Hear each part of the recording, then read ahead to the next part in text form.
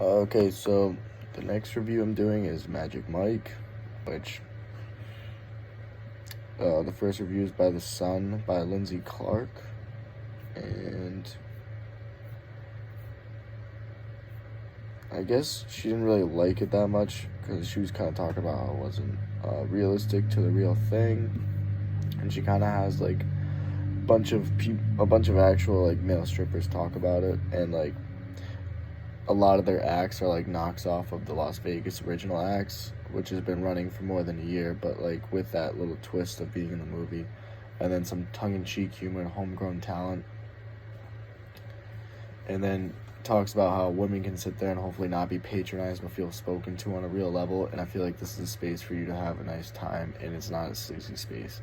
So basically, on the surface, it looks like a male stripper movie, but it's actually like more of like a romantic story, and she thought it was gonna be like cringy and cheesy, but it actually ended up coming out like a pretty decent movie. So it kind of like went over her expectations, which I kind of agree on too. Which I wasn't expecting much, but it actually was a pretty decent movie. And the next review is by The Guardian, and there's a little nice blurb, and he says, in fact, the film isn't especially original and takes a few real risks. When the stripping has to stop, there is always a veil in the form of posing pouch or leather jockstrap to bring in an acceptable pudor to unacceptable pudenda, whatever that means.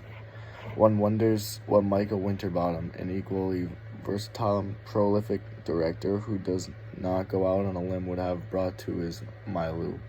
Moreover, the film never touches on such matters as the performers engaging intimately with the customers, and only briefly raises the question of aging and the role of the mafia muscling on the business. This latter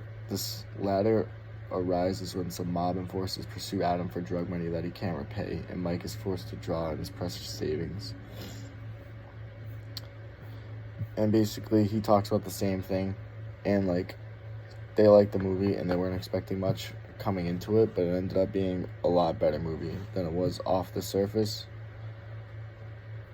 So, yeah, Magic Mike, pretty good movie. I agreed with both of the critics, and I'd probably give it like 3 out of 5, if that.